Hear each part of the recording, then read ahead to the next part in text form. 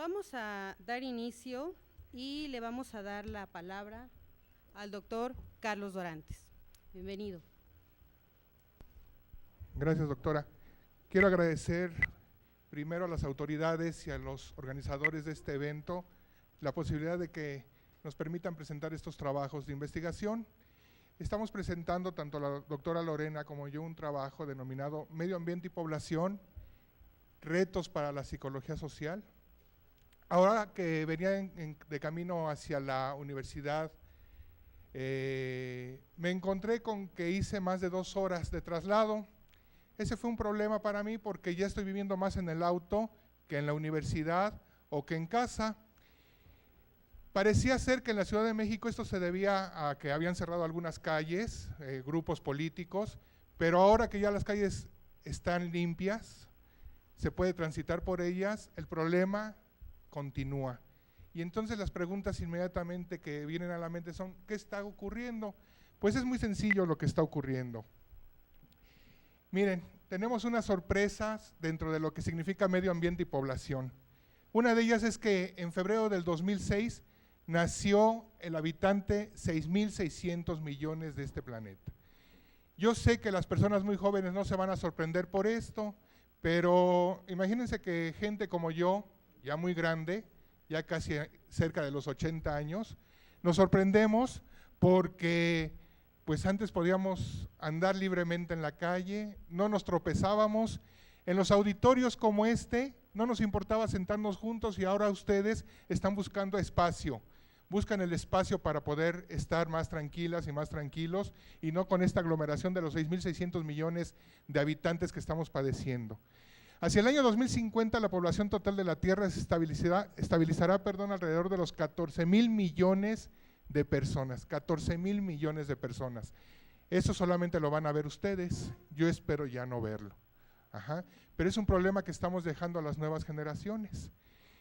2004, un año que todo mundo hemos vivido, fue aquel año en el que la mayor parte de la gente comenzó a vivir en ciudades. Ya ahora hay una broma en el ámbito académico, sobre todo en el nivel de educación primaria en la Ciudad de México, en donde le preguntamos a las niñas y a los niños qué es un campesino y no saben qué es porque no lo han visto. Ya parece ser que los campesinos desaparecieron. Vamos, de la Ciudad de México salimos de viaje, vamos hacia Querétaro, Toluca, vamos hacia Guadalajara, etcétera, y nos asomamos por el vehículo para poder ver un poco de campo, porque ha ido desapareciendo el campo en la República Mexicana. Yo sé que gente, si ahorita se conecta a Monterrey, se conecta a la Universidad de Hermosillo, etcétera, me van a decir, oye, por acá todavía hay mucho campo que ver. Pero estamos hablando de las grandes aglomeraciones. ¿Y qué significan las grandes aglomeraciones? Pues significa esto. Hace 50 años solamente había alrededor de 50 ciudades con más de 1 billón de habitantes. Ahora ya tenemos 438 y 25 de ellas son megalópolis con más de 10 millones de habitantes. Pusimos un cuadro un poco abigarrado, pero para que nos demos cuenta del problema. A lo mejor Hermosillo, a lo mejor Monterrey, estoy hablando de ciudades con muchísimos habitantes en la República Mexicana. A lo mejor la ciudad de León, la propia ciudad de San Luis no tienen este problema, pero si vemos esta tabla, nos daremos cuenta del problema, del gran problema que enfrenta la Ciudad de México. Tokio, estos son datos de febrero de este año, Tokio tiene una población, y los alrededores de Tokio, una población de 34.200.000 habitantes. Y la Ciudad de México, 22.800.000 habitantes. Y me dicen, incluyen Neza, Ecatepec y Naucalpan. ¿Y dónde quedaron los reyes? ¿Dónde quedó Iztapaluca? ¿Dónde está Huixquilucan? ¿Dónde está, ayúdenme por favor un poco, ¿alguien viene de algún otro municipio conurbado? Chalco, ¿dónde está Chalco? ¿Dónde está Tlanepantla? A lo mejor sumando estos municipios conurbados, nos vamos acercando hacia esta gran aglomeración de Tokio. Ahí están las 25 ciudades con más de 10 millones de habitantes en la Tierra. Tenemos a Tokio, que incluye Yokohama, Kawasaki, Saitama, Ciudad de México, que la estamos pisando, Seúl, Nueva York, Sao Paulo, Mumbai, y además vean las ciudades. Estamos hablando de Tokio y Nueva York y Seúl, que son consideradas ciudades que se encuentran en países de primer mundo, en países desarrollados, pero las otras ciudades no están ahí. Sao Paulo, Mumbai, Delhi, Shanghái, me voy a saltar a Los Ángeles, Osaka, Yakarta, Calcuta, El Cairo. Permítanme un segundo, por favor. El Cairo,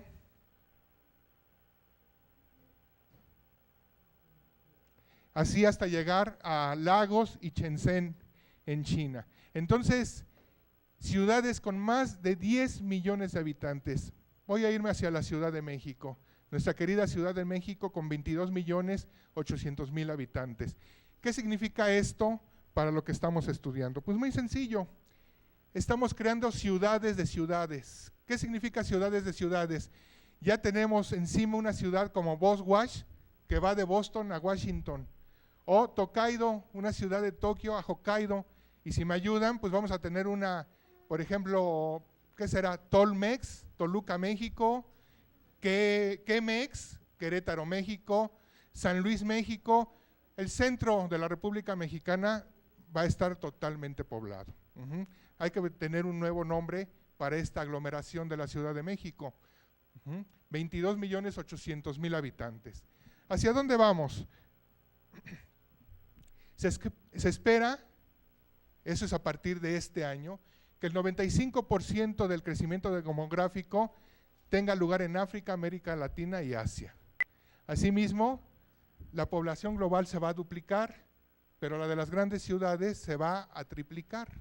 Entonces, estamos viviendo en Ciudad de México. Tengo entendido que nos están escuchando de Perú, de Lima. Lima es una gran ciudad. Cuando nos metemos a Google Earth, vemos el mapa de la ciudad de Lima y ya también hay problemas de tránsito, ya hay problemas de grandes aglomeraciones y pronto en América Latina vamos a vivir completamente esta situación problemática. ¿Qué significa, insisto, qué significa para todas las personas que habitamos estas grandes ciudades, estas grandes urbes, el problema que estamos viviendo? Por ejemplo, cada semana habrá un aumento de 1.3 millones de personas en áreas urbanas. Para la gente que vivimos en Ciudad de México, eso equivale, y nos queda muy claro, a que cada 7 días aumente la población en 1.3 millones, y eso significa tener otra delegación Iztapalapa cada semana. La delegación Iztapalapa actualmente tiene 1.3 millones de habitantes. Cada semana, de aquí a los próximos 50 años, va a aumentar esa cantidad. Imagínense tener cada semana toda una delegación, en este caso es la delegación Iztapalapa, nueva, nueva para todas y todos nosotros. Imagínense el problema que estamos vislumbrando. ¿Qué otras situaciones tenemos? La población urbana en la actualidad es igual a la población mundial de hace 40 años. La población urbana en la actualidad es igual a toda la población que existía hace 40 años. Hay una expectativa de las Naciones Unidas y dice que de todas las megaciudades, solamente 4 no va a estar en países en vías de desarrollo. Entendemos esto que serían las ciudades de Tokio, las ciudades de Seúl, Nueva York y Los Ángeles, todas las demás en países en vías de desarrollo. ¿Y qué significan países en vías de desarrollo? Tenemos el problema del tránsito, que ya lo habíamos mencionado, tenemos el problema de la creación de viviendas, tenemos el problema de una vida digna, jardines, por ejemplo, escuela, y demás. ¿Para qué insisto en estas situaciones que todo el mundo estamos padeciendo?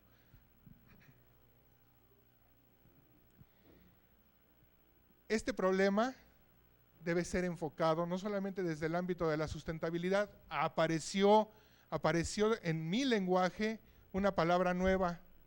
Esta palabra nueva ya tiene muchos años trabajándose, lo del desarrollo sustentable, lo de la vida digna para las personas. ¿Y desde dónde las debemos trabajar? Desde este ámbito ecológico. Fíjense que tuve oportunidad de vivir un tiempo en la ciudad de Guanajuato. En enero hay mucha gente que va a visitar San Juan de los Lagos y la gente se va caminando, van de Toluca, van de Ciudad de México, de Pachuca, de Querétaro, a la ciudad, al pueblo de San Juan de los Lagos, a visitar la imagen religiosa que se encuentra ahí. Bueno, toda la gente va por la carretera y les venden refrescos y aguas frescas en bolsas de plástico. Y la gente cuando termina, cuando consume el agua, lo que hace con la bolsa de plástico es tirarla. ¿Y qué sucede? Todos los transportes, todos los vehículos que van por la autopista que une León con San Juan de los Lagos, estoy hablando con Guadalajara, etcétera, tienen problemas porque se levantan las bolsas de plástico y tapan la visibilidad. ¿Qué significa esto? Estamos hablando hasta de 1 millón de bolsas tiradas cada enero, cada año, por los peregrinos. No tienen ellos el problema. Estas bolsas, cuando la gente va a sembrar y pasa el arado, se levantan de la tierra. Más o menos se piensa que en 500 años van a disolverse, van a eliminarse estas bolsas. Pero ¿qué sucede? Cada año tenemos más. Ese es un problema social. La gente va a San Juan de los Lagos, va en tránsito, necesita consumir agua, por ejemplo, y lo que hace es tirar esto. En las botellitas que todo el mundo tenemos, aquí los ponentes nos dieron tenemos una botella, dicen que ya son, no quiero equivocarme, aquí en Ciudad de México nos dicen que ya se pueden reciclar todas estas botellas. Así es, ya se pueden reciclar. En Ciudad de México hay un proyecto para utilizar este plástico y hacer ladrillos. Las casas hechas con estos ladrillos de plástico son mucho más frescas en verano y mucho más calientitas en invierno. ¿Qué sucede? Son térmicas y hay un proyecto para poder solucionar esta situación. Por ejemplo, no nos estamos quedando con los brazos cruzados, pero la situación es grave y no quiero regresar a los 22.800.000 personas de Ciudad de México. ¿Cuál es el problema que generamos con esta investigación? El problema que estamos analizando es que ha disminuido la calidad de vida de la gente. Pasamos mucho tiempo en el transporte público, en nuestros autos, vivimos entre la basura, tenemos problemas de vivienda, tenemos problemas de drenaje. Aquí en Ciudad de México, hace más o menos 2 meses, me puedo equivocar, y hace 3 meses, vino una tormenta, cayó granizo y entonces inmediatamente se tapó todos los conductos que pueden desalojar esta agua de lluvia. Me platicaron que hace 15 años tenemos un gran drenaje profundo en la Ciudad de México. Hace aproximadamente 15 años comenzó a tener un problema, se vio que había disminuido todo su luz. Por luz entiendo el espacio que tiene para salir los desechos y el agua. Había disminuido la capacidad que tiene este drenaje profundo en un 20%, y entonces metieron unos robots, metieron unos entes mecánicos para que revisaran qué es lo que había ocurrido, y a mí me sorprendió, lo platico en las clases también, lo que encontraron fue una combi allá adentro. ¿Sí? Habían arrojado una combi Volkswagen, esa camioneta Volkswagen, y la encontraron adentro, ya la sacaron.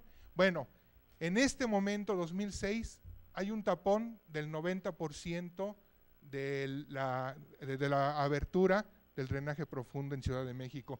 ¿Qué significa esto? Si ustedes abren la llave del agua en su casa y el tubo del drenaje está tapado, comienza a subir el nivel del agua, no tiene oportunidad de desalojarse. Eso ocurre en Ciudad de México. Hemos arrojado tanta basura en la vía pública, hemos creado tal problema que ahora con cualquier lluvia, con cualquier cantidad de agua que nos encontramos, inmediatamente hay inundaciones. Y las padecemos en Iztapalapa, estoy hablando del oriente de la Ciudad de México, las padecemos en Álvaro Obregón, poniente de la Ciudad de México, en el norte, Gustavo Amadero, bueno, y en los municipios conurbados. Hay problemas de agua en la Ciudad de México, hay problemas de agua en las grandes urbes. En la Ciudad de México, como vivimos a más de 2,000 metros de altura, hay que subir el agua, hay que traerla de otros lugares, y eso significa tener bombas muy poderosas, tener toda una instalación propia para subir esta agua. ¿Y qué sucede? Pues sucede que no tenemos agua en las colonias de la Ciudad de México. En general no tenemos agua, y el agua que llega pues tiene problemas porque las tuberías están muy deterioradas. Entonces hay problemas de agua. ¿Hay problemas de qué otro tipo? Por ejemplo, hay problemas educativos. La última universidad pública que se abrió en Ciudad de México había sido la Universidad Autónoma Metropolitana. Hace poco ya se abrió la Universidad de la Ciudad de México, pero antes no había este tipo de universidades públicas. Por supuesto que tenemos la UNAM, pero cada vez hay que dar más servicio, mejor servicio de educación a la gente. Entonces, la calidad de vida se ha venido deteriorando. Ahora, en lugar de trabajar con 6 millones de personas, según estos datos, después les voy a decir de dónde los tomé, pero bueno, directamente les digo, por ejemplo, están en Encarta. Encarta es de Microsoft, lo venden en 600 pesos en cualquier lado y ustedes pueden obtener estos datos. En lugar de ofrecer los servicios para 6 millones de personas u 8 millones de personas como veníamos pensando, la realidad es que hay que ofrecer el servicio a más de 22 millones de personas en Ciudad de México. No vamos a poder revertir estos daños si no ponemos manos a la obra. Y lo primero que hicimos fue indagar acerca de las actitudes que tienen los estudiantes universitarios respecto a esto. Trueno un poco la boca porque pienso, ¿por qué estudiantes universitarios y por qué no a la gente? Los estudiantes universitarios tenemos una especie de halo y entonces la gente nos ve como todas aquellas personas, como un grupo de minoría activa, estoy hablando con psicólogos sociales, pertenecemos a un grupo activo en el cual pues no tiramos basura. Cuando vamos a tener descendencia, cuando vamos a tener hijos, lo pensamos varias veces para saber qué calidad de vida les vamos a ofrecer. Sabemos que no debemos tirar el agua, entonces generalmente cuando nos estamos bañando ponemos cubetas para recuperar una poca de esa agua que se está eliminando. Y entonces, compañeras de los estados, compañeras y compañeros de Perú, acá nos estamos riendo un poco, porque en términos generales nos hemos quitado de ese problema, ya no nos ha preocupado tanto. Nuestra actitud ya no es de preocupación, sino es nada más de soportar todos los problemas que se han venido encima respecto a esto. Para esto, identificamos un pequeño grupo de estudiantes para preguntarles la actitud que tienen respecto a esta situación. Y creamos un instrumento de 40 reactivos en escala tipo Likert, y las áreas de trabajo fueron las causas. Sabemos qué es la causa de la sobrepoblación, sabemos cuáles son sus efectos, estamos preocupadas y preocupados por los problemas que acarrea este problema y cuál es la preparación que tenemos para enfrentar el problema de la sobrepoblación. Pensamos que, ya que hablamos de actitudes, estas 4 áreas pueden trabajar las 3 grandes áreas de actitudes: el ámbito cognitivo, el ámbito afectivo y el ámbito conductual. Entonces nos dedicamos a trabajar estos 4 elementos. Le aplicamos el instrumento a 190 estudiantes de nivel superior, 127 mujeres y 61 hombres. Hay 2 personas que no quisieron contestar nada de esto, entonces quedaron fuera de la clasificación de mujeres y hombres.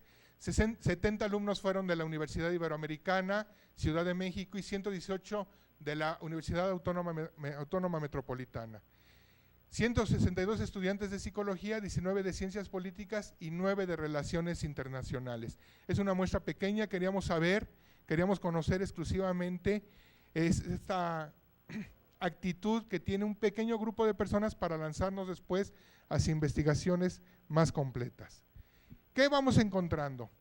Tenemos que en las causas de la sobrepoblación, los reactivos dan una calificación que va desde 9 hasta 45 puntos y toda la gente respondió alrededor de los 30 puntos. Esto indica que sí tenemos conocimiento del problema, sí sabemos cuáles son los problemas que acarrea la sobrepoblación. Estoy subrayando esto porque a todo mundo nos queda clara la situación. En cuanto a la segunda área, que es resiento los efectos de la sobrepoblación, la puntuación va de los 10 a los 50 puntos y los valores se acumularon alrededor del 40. Por supuesto que resiento esta situación. Aquí hay compañeras y compañeros que viven en Texcoco, hacen 2 o 3 horas de camino para acá. Aquí hay gente que vive en Iztapalapa, generalmente se pierde el suministro de agua, generalmente llueve, ahí están cayendo truenos, centellas, se va la luz y no la recuperamos. Generalmente cuando nos queremos subir al metro, o hacemos ahí una especie de tacleo o esperamos a que llegue uno vacío. O sea que hay que esperar toda la vida, porque por lo menos en la línea que llega a Iztapalapa eso creo que no va a ser posible. Hace poco vinieron unos profesores españoles a trabajar aquí a la universidad, y entonces preguntaban que cuál es el número de personas que se suben al metro en la Ciudad de México. Pedí el dato y me dicen que diariamente se suben al metro entre 5 y 6 millones de personas. Me dicen que eso es una megaciudad en Europa. Claro, tienen París, tienen Londres, etcétera, pero todas las demás ciudades no llegan al 1,000,000 de habitantes, a los 2 millones o a los 3 millones. En México se suben al metro 5 millones de personas diariamente. Entonces el problema del transporte público también se agrava, lo hemos padecido. Y esto se ve aquí en los efectos de la sobrepoblación. Y hay otras cosas. Yo creo que todas y todos nosotros estamos de acuerdo en que ahora vivimos más gente en las casas. Me habían dicho que la familia nuclear estaba comprendida con papá, mamá y los hijos, pero ahora está el abuelito, las tías, y si venimos de provincia, el problema de la migración es otro. Si venimos de provincia, resulta que estamos viviendo 15, 16, 18, 20. La otra vez, en un departamento de interés social de aproximadamente 45 metros cuadrados, contamos 22 personas viviendo ahí. Eso es porque yo estaba de visita en otro departamento de planta baja y aproximadamente a las 11 de la noche comencé a oír unos ruidos muy extraños que jalaban los muebles. Lo que sucede es que limpian la sala y el comedor de muebles y ponen las camas, no sé si llamarle camas a esto, ponen catres, camas, colchones para que la gente pueda dormir ahí. Hay otro problema de hacinamiento. El hacinamiento en el sentido de cuántas personas viven en casa y no el hacinamiento social que vivimos en esta megalópolis, sino el problema de cuánta gente está viviendo en casa. Entonces, miren, hay una clara opinión y actitud respecto a estos efectos de la sobrepoblación. Nos está afectando grandemente. Asimismo, la preocupación por estos problemas que acarrea la sobrepoblación, ¿cómo la puedo calificar? Va de 5 a 25 puntos y, como pueden ver, la distribución, la frecuencia se encuentra en torno a los 20 puntos. O sea, sí estamos preocupadas y preocupados por esta situación de la sobrepoblación y su efecto en el medio ambiente. Otro más. A esa le llamamos la preparación para enfrentar el problema y le estoy poniendo como falta de preparación. Los puntos van desde 10 hasta 50 y alrededor de los 30 a 35 puntos la gente respondió. ¿Qué significa esto?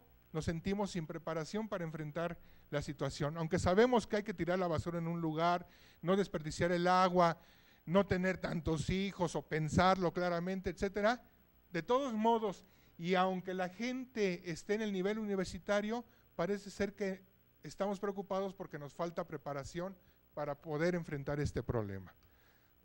Hicimos también diferencias por sexo y familias 2 y 3. Ahorita explico qué significa familias 2 y 3. Están en las otras gráficas. ¿Quiénes sufren más los efectos de la sobrepoblación? Los sufren más las mujeres.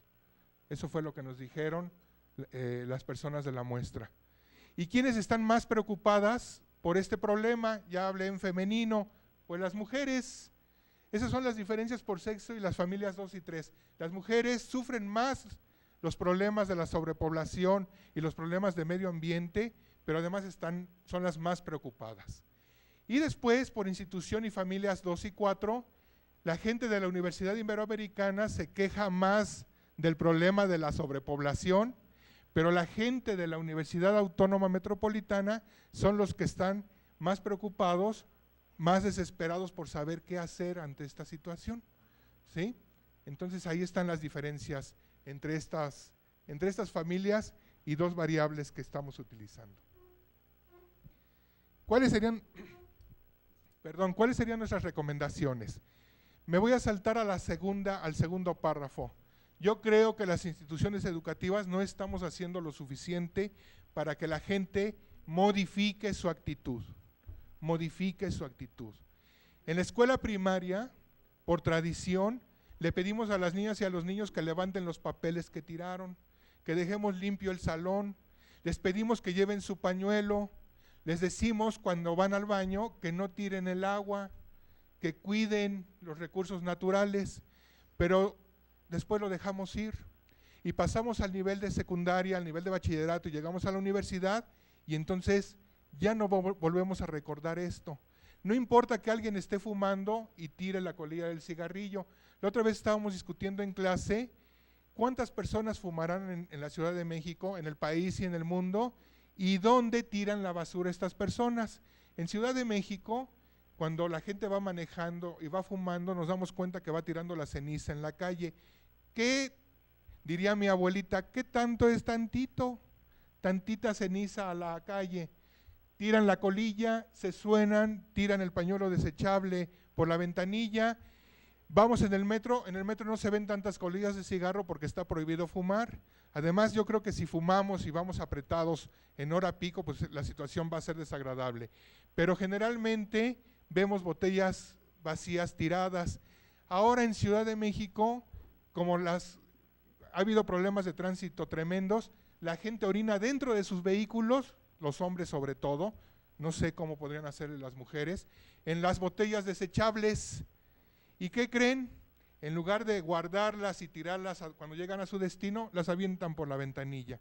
Y entonces nos encontramos botellas llenas de orina en las calles, pero nos las encontramos aplastadas porque ya pasaron los micros o los otros conductores y las van aplastando. Entonces imagínense esta situación. Acabo de leer el día de ayer que diariamente están matando en Estado de México 20,000 perros que encuentran en la calle, diariamente. Parece que en el área conurbada de la Ciudad de México hay 12 millones de perros sueltos en la calle. Bueno, si a las botellas de los humanos les agrego los orines y ya no voy a decir más, de los perros, entonces el problema se agrava. Esto va ligado, por ejemplo, a los problemas que estamos viviendo de salud. Ahora ya muchas personas padecemos, tenemos rinitis alérgica, padecemos alergias, tenemos alergias en la piel, cambia la estación y antes llegaba un problema con el polen, etcétera, pero ahora toda la gente andamos enfermas. ¿Qué significa eso? Significa que en el ambiente, en Ciudad de México, pues está flotando desperdicio. Antes llovía, y disculpen esta broma, no es broma, pero discúlpenlo como broma, antes llovía y yo podía salir con una jerga y lavar el automóvil, pasar la jerga y limpiarlo. Ahora llueve y la lluvia está destrozando el automóvil, siempre queda con manchas, siempre queda sucio. Después de que llueve queda sucio. Hace muchos años, 30 años, llovía y los automóviles se limpiaban, quedaban completamente limpios de polvo y basura. Ahora la lluvia que está cayendo, pues imagínense, decía Bart Simpson, si no recuerdo mal, o alguien así, que es lluvia radiactiva. Realmente está lloviendo y al rato se nos va a caer el cabello y cosas así. Estas propuestas que debemos hacer desde las instituciones educativas deben abarcar un cambio en los programas, de mejora del medio ambiente. Y como esta es una reunión de psicología social, yo creo que lo más conveniente es mencionar desde dónde podemos trabajar esto. Podemos trabajarlo desde las minorías activas, por ejemplo. Ser el ejemplo para las demás personas, comenzar por uno. Hace tiempo, y después voy a ir a influencia social y un poco de liderazgo, hace tiempo tuve oportunidad de dar una plática en Dolores Hidalgo, y entonces me dijeron que la plática fuera de adicciones. Dimos la plática y la gente de San Miguel de Allende se interesó en la plática porque dicen que hay un problema grave de adicciones en esa zona por toda la gente turista que llega ahí y se pone a consumir droga en esa zona. Cuando tratamos de conseguir material para obsequiar a la gente que fuera a la plática en San Miguel de Allende, pudimos acudir a la Procuraduría General de la República y nos obsequiaron unos pósters con la figura del portero de la selección mexicana, el que era de Acapulco, disculpen, se me fue el nombre. Campos, ya ven, todo el mundo lo conocemos. Y entonces Campos decía que no había que consumir droga. Me voy a ir un poquito con las bromas con él, que no hay que tirar basura, que no hay que desperdiciar el agua. Creo que sería mejor trabajar minorías activas y con estas personas, con estos líderes, y son líderes porque yo veo que Cuauhtémoc Blanco cuando mienta madres y hace su figura de que cuando mete gol, todas las niñas y los niños que les gusta el fútbol tienen esa, no sé si llamarla actitud, pero voy a ponerlo como actitud, tienen esa conducta. Entonces yo creo que si comenzamos a trabajarlo como minorías activas, que vean el ejemplo, que vean el ejemplo con nosotras y con nosotros, se podría solucionar estos problemas. Otro más de influencia social. Otro más de influencia social. Me voy a ir muy rápido para terminar ya con este tema. Influencia social. ¿Qué significa influencia social? Significa que nosotros no debemos tirar la basura, no debemos desperdiciar el agua, y a lo mejor ver mal, así tal cual, como conducta, ver mal y comentar con la gente y decirlo y hacerlo notar a quien esté desarrollando este tipo de conductas. Y comunicación social, pues hagamos campañas positivas, campañas propositivas. Generalmente utilizamos campañas en las cuales golpeamos a la gente, si las tratamos como delincuentes casi, a lo mejor con propuestas de valores, para que puedan salir adelante todas estas campañas sociales. Bueno, les agradezco su atención y espero sus comentarios hacia el final. Gracias.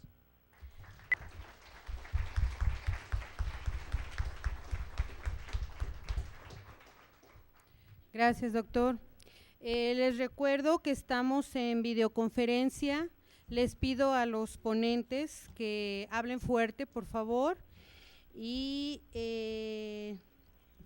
estamos con la Universidad de San Luis, la Universidad de Zacatecas y estamos también en Perú. Le damos ahora la palabra a la maestra María Cristina Fuentes. Gracias por la invitación. Bueno, realmente no fue invitación, me enteré en último momento, pero ya había visto por ahí los letreros de mesas redondas sobre psicología social y me pareció interesante venir, sobre todo porque he tenido experiencias en relación a el trabajo con la psicología social y el medio ambiente. Más o menos en 1995 participé en la construcción de una radionovela para poblaciones rurales llamada Atrasito de la Raya. Esta en un principio fue financiada por UNICEF, por el Ministerio de Salud y finalmente por MacArthur. Y lo que comprendía varios capítulos sobre higiene y población. En general, el énfasis fue sobre salud sexual y reproductiva, pero igual se trabajaron enfermedades de los niños y bueno, toda una serie de temáticas. Fue muy bien acogida, recuerdo que en la Conferencia Mundial de Población, no es cierto, en la conferencia de población en el Cairo, en aquel entonces tuvo el segundo lugar y en esta, la participación de la psicología social ahí, bueno, fue como yo empecé a participar en campañas de comunicación masiva.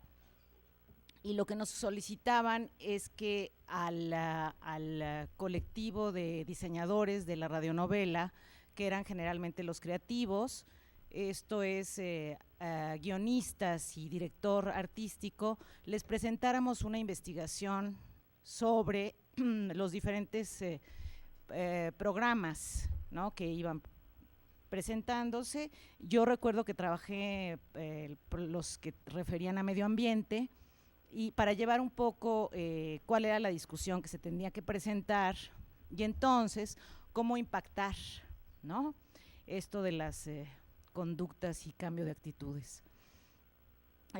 La evaluación se hizo en Oaxaca y posteriormente en el DIF y en zonas también poblaciones indígenas, y posteriormente hice un paquete de comunicación educativa audio interactivo. Esto es, a la radionovela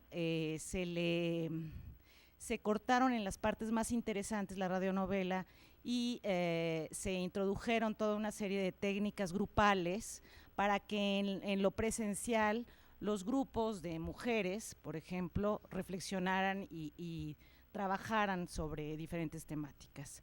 Se hizo un análisis de contenido y de toda la radionovela, y me acuerdo que las categorías eran muy amplias, era, por ejemplo, cuestiones de género, cuestiones de educación informal, en fin.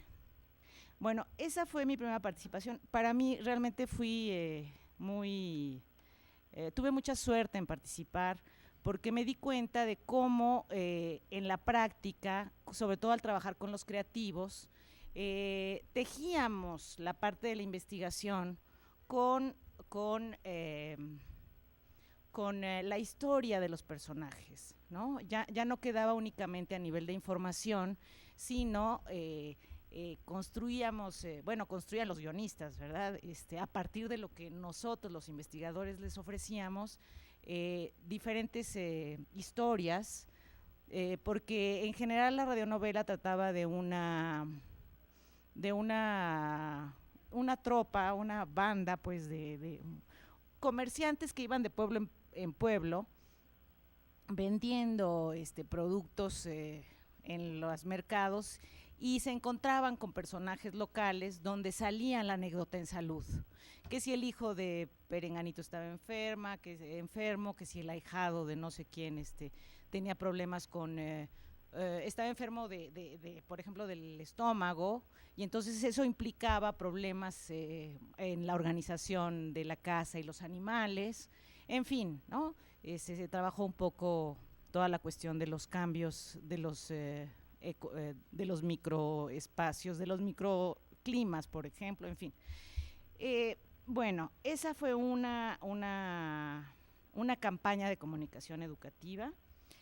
Posteriormente trabajé con la División de Ciencias Biológicas de la unidad, y nosotros un proyecto para las primarias del estado de Guerrero, un proyecto a distancia, un paquete un programa de internet que le llamamos Ecomanía, y de lo que trataba era de que los maestros en las escuelas en todo el estado de Guerrero, ¿no?, hicieran toda una serie de actividades para que el alumno conociera su medio ambiente, los problemas de su medio ambiente, y a partir de ello interactuara con personajes tomadores de decisiones en la comunidad, e hicieran algún tipo de campañas, por ejemplo, ¿no?, de medio ambiente. Después, otro programa que también se hizo, también con la División de Ciencias de Biología, fue desarrollar en Iztapalapa un proyecto para las escuelas secundarias, y era un proyecto para pedir financiamiento a la MacArthur. La MacArthur abrió el financiamiento para proyectos de mujeres y medio ambiente, porque ustedes recordarán que la temática de medio ambiente realmente empieza a estar en la mesa de discusión fuertemente en el Congreso, en la Conferencia Mundial en Brasil en los 90s, donde los indicadores de desarrollo estaban ubicados en construcción de carreteras, construcción de hospitales, construcción de industrias, etcétera. Y ahí es cuando empiezan a haber varias protestas del mundo, de las ONGs, etcétera, diciendo, pero ¿qué está ocurriendo con el estado del medio ambiente, con la calidad del aire, con la calidad de la salud mental de los pobladores, etcétera, ¿no? Y entonces, bueno, nosotros desarrollamos un proyecto de comunicación educativa para entregarlo a la MacArthur. Consistía en hacer una red de mujeres madres, a través de las escuelas secundarias, hacer carpetas de información sobre problemas de contaminación, al mismo tiempo para que entonces hiciéramos, se pudieran hacer con estas carpetas una replicación en las secundarias de trabajo con las madres y con los padres de familia. También al mismo tiempo trabajábamos la idea de la hidroponía. La hidroponía era el cultivo en las azoteas de algunos vegetales, y sobre todo el trabajo, el tratamiento del agua, que es tan problemático en Iztapalapa. ¿Qué otra cosa? También pensábamos hacer videos con esta ya clara visualización de la estrategia de vincularnos con los creativos, que realmente tocaban la parte no únicamente de información o conativa, sino afectiva de los sujetos a través de las historias, ¿no? De las videos sobre el uso de los sujetos o su comportamiento en el medio ambiente. Pensábamos ir a parques, por ejemplo, y ver si es que había, ¿verdad? Primero punto, si es que había los espacios verdes aquí, y ver dónde tiraban la basura. Y en segundo lugar, pues era ver si había basureros, ¿verdad? Porque no hay basureros. Y bueno, creo que, por cierto, no ganamos ese proyecto, porque en efecto quien empezó a mostrarse como un actor muy, muy importante en la sociedad, más que nosotros los investigadores y los profesionistas, fueron las ONGs, esto es, los grupos ya constituidos, como decía el doctor, las minorías activas, ¿no? Ellos ya estaban inscritos en la comunidad y desde sus sentires y saberes estaban actuando y empezaron a fortalecer ese tipo de actores. Bueno, otro proyecto importante, bueno, siempre he estado en la psicología, desde la psicología social en cuestiones de educación, y de hecho después participé en una investigación sobre masculinidad que financió la Organización Panamericana de la Salud, que es la Organización Mundial de la Salud en América Latina. Hicimos esa investigación de masculinidad con el Colegio de México y bueno, la conclusión para el desarrollo de políticas públicas y para recomendar a los países el trabajo bueno, sobre estos temas, ¿no? Sobre el tema de masculinidad. Y bueno, la idea era también desarrollar, recuerdo que una de las conclusiones, además de cuáles fueron los núcleos, haciendo entrevistas focales, grupos focales y entrevistas también individuales, en fin, una investigación grande, se hizo en 7 países, por cierto, de Latinoamérica, nosotros nada más aquí en México, y bueno, veíamos cuál era el núcleo constitutivo de la masculinidad y cómo en efecto teníamos que, una de las recomendaciones era, bueno, a través de los medios masivos y de las campañas, abrir los modelos de ser hombre y presentar al padre amoroso, al hombre cariñoso, al hombre que no quiere tener familia, en fin, ¿no? Como para desestructurar estereotipos y roles. Después de esto entré al doctorado en educación y bueno, lo primero que me dijeron es que yo tenía un gran interés en intervenir y que eso no era lo más adecuado para hacer investigación, sobre todo a nivel doctoral. En investigación tienes que dar a ver situaciones y los otros ¿no? Los otros tomarán decisiones sobre lo que hay que hacer. Entonces, a partir de ese primer señalamiento, yo pensaba que para la psicología social, en tanto licenciatura, tendría que haber al menos 3 grandes líneas de trabajo, ¿no? Una, la de investigación; otro, la de aplicación o implementación de políticas públicas; y una tercera área de realmente planeación de políticas públicas, donde todos nuestros instrumentos, ¿no?, pueden estar presentes, pero no todo el mundo puede estar haciendo, o podemos abrir ese campo de acción. Después yo entro al doctorado en educación y distancia, porque después también trabajé una investigación sobre adolescentes en secundarias públicas, y encontré, y el tema se llamaba Encontrando la voz de los adolescentes en relación a temas de salud sexual y reproductiva, y era cómo plantear, esto me invitaron en Italia, una ONG internacional que apoya las políticas de Naciones Unidas, y querían que las políticas que el diseño fuera desde los propios jóvenes, ¿no?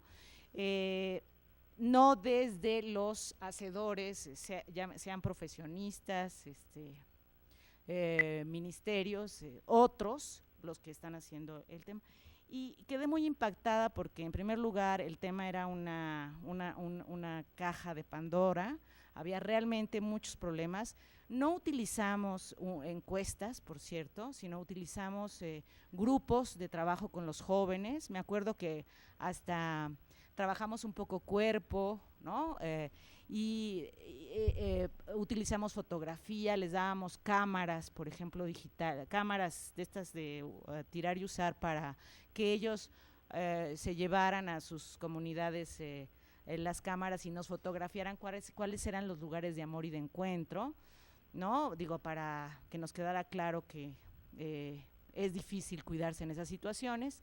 Y también trabajamos la reconstrucción de maquetas con ellos. Hicimos la construcción de maquetas sobre su entorno, en fin. O sea, nos salíamos un poco de la parte de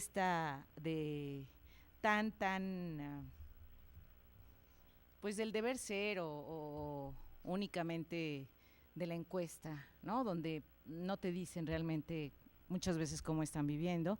Y lo que me encontré es que los chicos estaban, al igual que en el tema de masculinidad, todos muy interesados en abordar estos temas, pero los adultos, en especial los maestros y los directivos y los padres de familia, no sabían cómo abordar el tema y se negaban a dar información. Ellos empezaron a construir periódicos murales, en fin, a lo mejor fueron algunos de ustedes, pero era un tema, y yo decidí en ese momento que quería hacer entonces dispositivos educativos vía internet para jóvenes, ¿no? Para que directamente les llegara, ¿no? Y hacer un poco de lado a estos adultos que estaban en dificultades para deconstruir sus disposiciones, ¿no? Sus valores, y poder entrar a otro tipo de discusiones. Pero ese fue el segundo gran error en mi doctorado, y me dijeron: de ninguna manera, no se puede, ¿no? No se puede porque la comunicación es una construcción colectiva y tú tienes que estar en la interacción con los otros discutiendo sobre el tema. Bueno, otro tercer problema al que me encontré, o con el que me encontré, es que en todas estas estrategias yo había olvidado al sujeto. No le había preguntado. Había desde la investigación, desde la investigación había desarrollado otro tipo de estrategias, pero no estaba consciente realmente de su subjetividad, de cuáles eran los significados de su realidad, ¿no? Y de cuáles eran los significados que él mismo le atribuía a cierto tipo de comportamientos. Entonces, realmente, bueno, lo que les quiero decir con esto es que la tarea es larga. Oyendo ahorita al doctor, bueno, te das cuenta que es un camino largo y tienes que estar permanentemente en esto, pero ¿qué está pasando, no? Siempre estamos en la misma discusión, ¿no? De cómo, me parece que estamos en una psicología que pues, tal vez es necesaria, ¿no? Muy moralista, muy ética, ¿no? Y bueno, somos un poco como apóstoles, ¿no? Que estamos tratando todo el tiempo de cambiar esto. Y entonces aquí viene mi discusión, mi cuestionamiento. Realmente lo que hemos estado haciendo, entonces yo me he dado cuenta que lo que vine haciendo es siendo una operadora de las políticas económicas a nivel mundial. Esto es, ya sobre todo en el tema de masculinidad, recuerdo que presentamos los resultados en Nicaragua. Estaba una exministra brasileña y nos decía que, y llegamos todos con los resultados de las investigaciones y decíamos, los hombres ya quieren hablar, ¿no? Quieren en donde están, donde nos dijeron en las entrevistas cómo trabajar el tema, con qué técnicas, en fin. Y en ese momento nos dijeron, alto, no es posible porque en América Latina ahorita se viene, estoy hablando del 90 y, bueno, hace como unos 5 años, se viene una derechización. Acaban de quemar manuales, por ejemplo, de salud reproductiva, no sé en qué lugar, ya no recuerdo bien, en Centroamérica, y entonces necesitamos una campaña en los medios masivos de comunicación, en los periódicos, de investigaciones cuantitativas, donde nos digan permanentemente el número de problemas, los problemas de violencia, de depresión, de crisis, ¿no?, que están teniendo los hombres, para que entonces los hacedores de políticas públicas puedan hacer caso de las respuestas de estas investigaciones e implementen acciones. Entonces, bueno, y me platicaron que en Brasil había sido el espacio experimental para los tortibonos, ¿se acuerdan? Los tortibonos que se empezaron a implementar. Bueno, entonces me quedó muy claro que, por ejemplo, Naciones Unidas sabe cuáles van a ser los impactos que cierto tipo de sistemas, ¿no?, van a tener en la población y luego entonces en el medio ambiente, ¿sí? Y que, bueno, estamos algunos psicólogos moralistas, ¿no?, intentando todo el tiempo resolver, ¿no?, los problemas y bueno, y muchas veces nos olvidamos del sujeto, de las estrategias que tiene el sujeto para enfrentar, ¿no?, este mundo tan complicado. Y bueno, pues nada más, eso es lo único que les quería compartir. Estoy leyendo un libro que se llama El siglo, de Alain Badiou, se los recomiendo, y él plantea cómo en el siglo XX, a principios del siglo XX, recuerdan, toda la instauración de las vanguardias modernas, los cambios paradigmáticos en la producción del saber. Está Picasso, habla de Einstein, habla de Freud, en fin, y dice, bueno, y después lo que fue un siglo de horror, ¿no? Fue un siglo de horror con las guerras, en fin. Dice, bueno, tal parece que lo que ocurrió en el siglo XIX es que con el romanticismo alemán, etcétera, estaba Marx, en fin, lo que hicieron fue pensar los cambios, pensar el hombre nuevo, ¿no?, que se tendría que instalar en el siglo XX. Se intenta instalar rompiendo con las tradiciones de una manera muy abrupta y, bueno, lo que impacta y lo que seduce es lo real, ¿no? Dice, al mismo tiempo fue el siglo, o sea, paradójicamente, de mayores aportes, pero al mismo tiempo el siglo de mayores horrores. Entonces, Yo no sé si los cuestionamientos vayan en el sentido de, bueno, además de estar haciendo, ¿no? Desarrollando estrategias, si no tendríamos que estar como cambiando un poco la mirada para que el sujeto realmente esté más presente en nuestras investigaciones y actúe, ¿no? Creo que ahora más que nunca, más que información, necesitamos formación en tanto personas como sujetos, como autores, y entonces el tipo de investigación que estamos haciendo tendríamos que complejizarla, ¿no? En términos de las aplicaciones de la psicología social. Bueno, muchas gracias.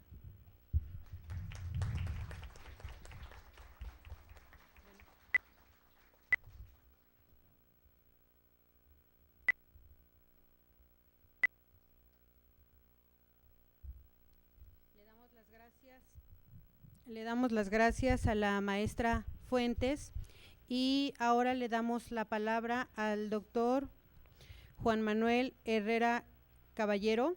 Él es licenciado en Psicología Social por la Universidad Autónoma Metropolitana Iztapalapa, tiene una licenciatura en Filosofía, dos maestrías, una en Psicología Clínica por la UNAM y una en Filosofía de las Ciencias. Es doctor en Estudios Organizacionales por la Universidad Autónoma Metropolitana Iztapalapa. Bienvenido, doctor, tiene usted la palabra.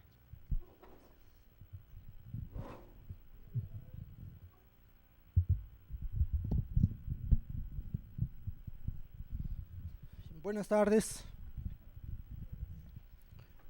Yo me paro por dos razones, porque ya es un tiempo en que probablemente han de estar un poco cansados, no es fácil estar escuchando durante pues un buen tiempo. Y también quiero agradecer la invitación al doctor Josué, quien estuvo atrás de esta organización, Josué Tinoco, y gustosamente acepté venir por una razón, por la preocupación mostrada de acerca de qué está ocurriendo con la psicología social en estos días, en estos meses, en estos años, porque lo que voy a hablar, lo que voy a exponer tiene que ver justamente con lo que ha ocurrido, en este caso, dentro de las organizaciones en los últimos años.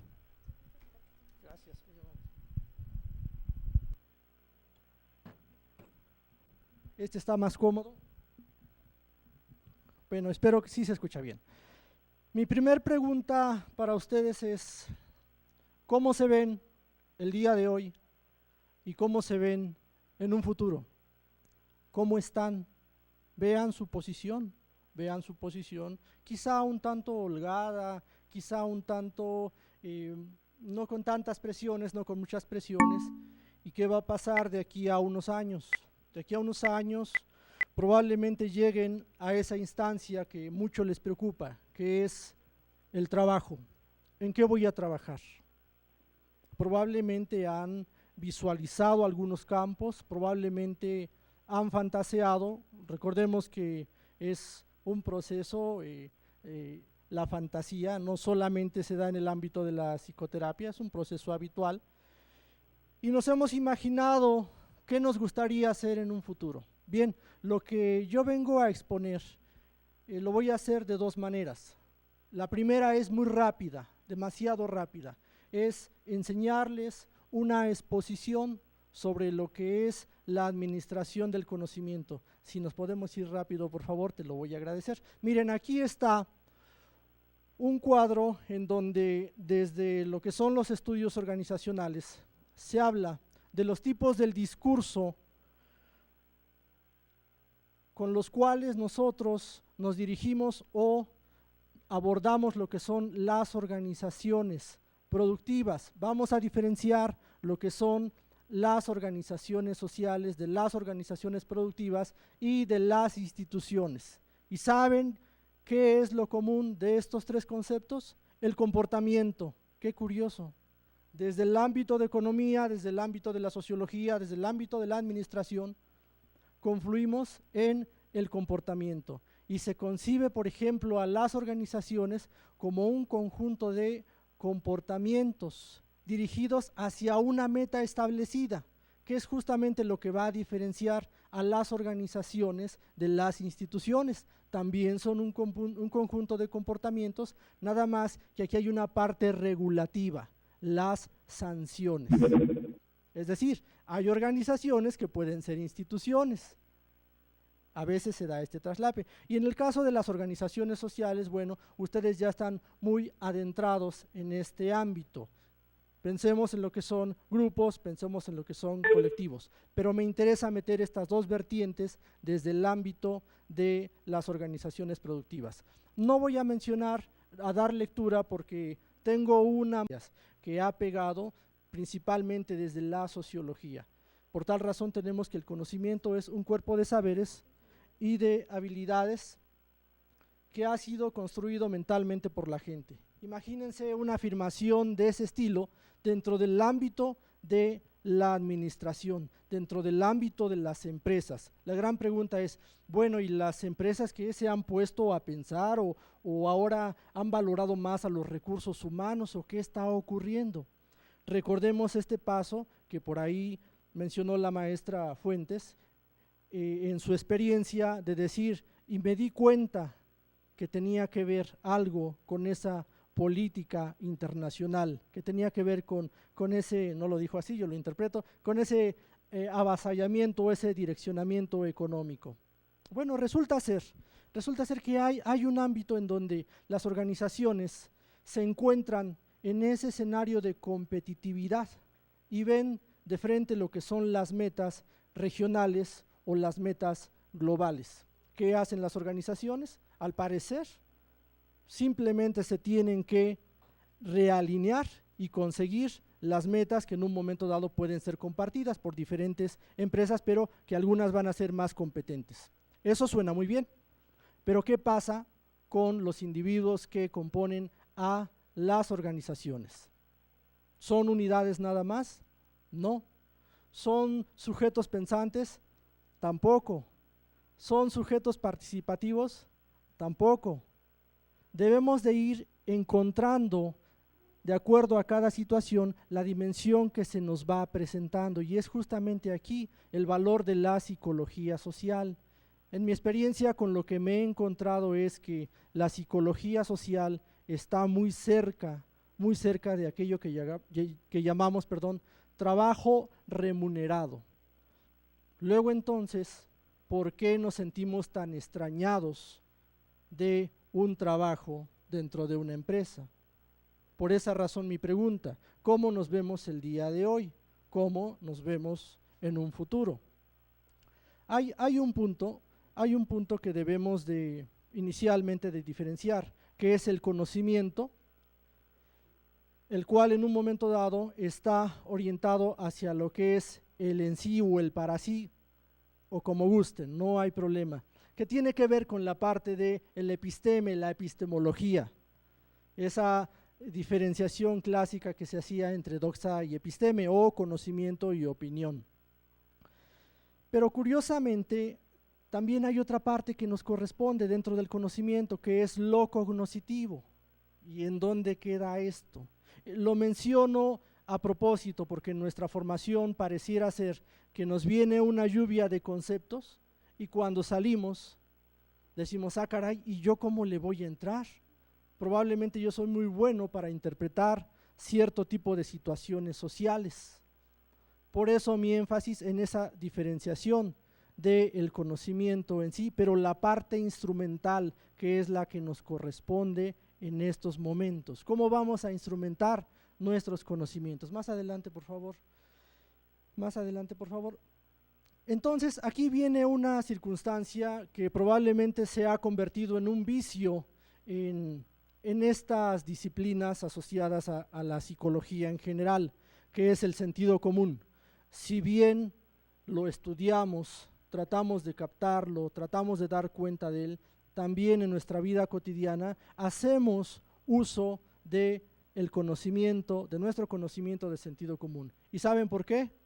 Porque a veces nuestras metas son muy cortas y pensamos que nuestra meta personal es terminar la licenciatura. Pero ¿saben qué? Les tengo malas noticias, porque si quieren ser buenos psicólogos sociales en el terreno en el que estén, el compromiso que adquieren es no dejar de estudiar, no dejar de actualizarse y para quienes vayan a investigar, no dejar de hacer esa actividad de por vida. Esta es una forma de vida, es un estilo de vida el que estamos adquiriendo. Ojo, no estoy haciendo promoción, estoy afrontando la situación de un trabajador frente al escenario en el cual ustedes van a insertarse. Si es un escenario de organizaciones productivas, ustedes entonces van a tener que adaptarse mediante ciertas habilidades, las cuales van a generar. ¿Cómo? En primera instancia, teniendo un conocimiento sólido de lo que es la psicología social y las disciplinas afines. En segundo lugar, teniendo un conocimiento también a través de la formación en el trabajo en el cual se van a desempeñar. Si ustedes dicen, pues estudié psicología social y no tiene nada que ver con lo que estoy haciendo, probablemente estén cayendo en un grave error, porque justamente el esfuerzo que les toca hacer a ustedes es justamente esa traducción.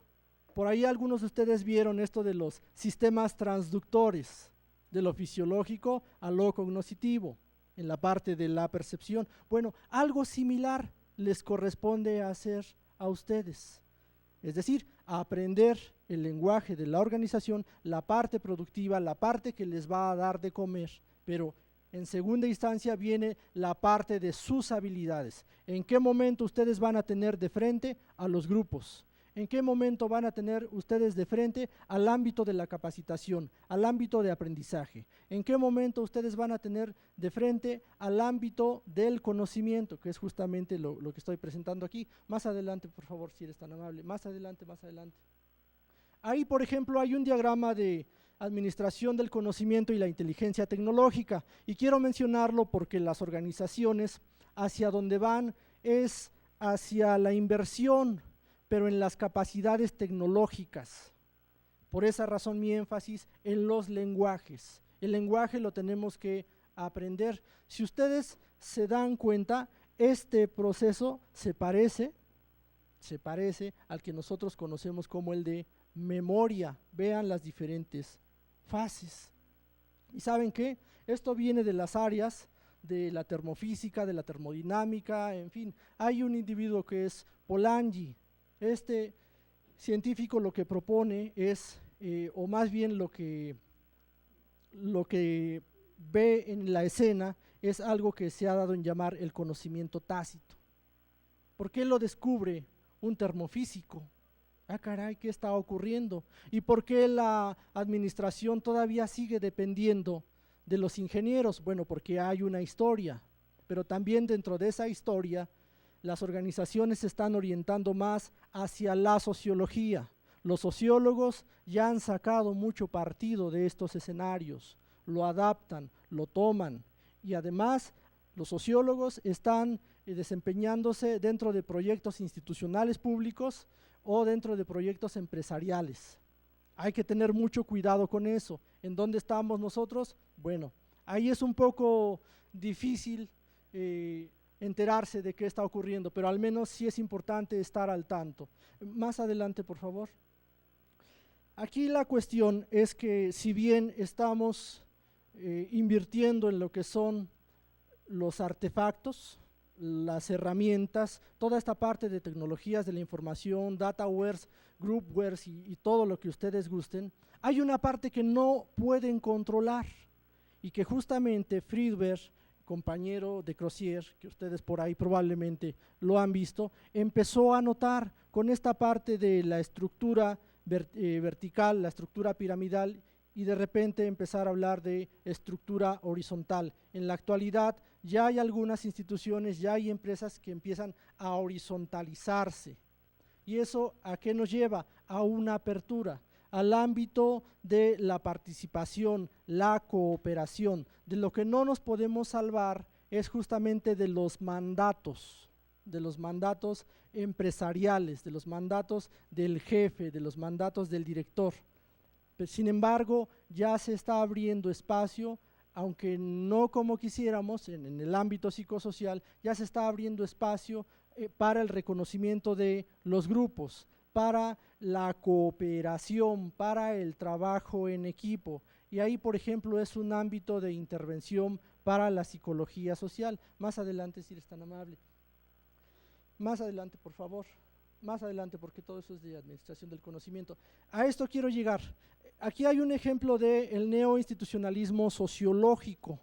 Resulta ser que desde el ámbito de la economía, desde el ámbito de la administración, se empieza a hablar de el neoinstitucionalismo, que bien puede ser el económico o el sociológico, y que no es otra cosa más que empezar a reconsiderar lo que había propuesto Thomas Veblen, es decir, sobre la importancia de las instituciones en las transacciones económicas y que eso conlleva cierto tipo de costos.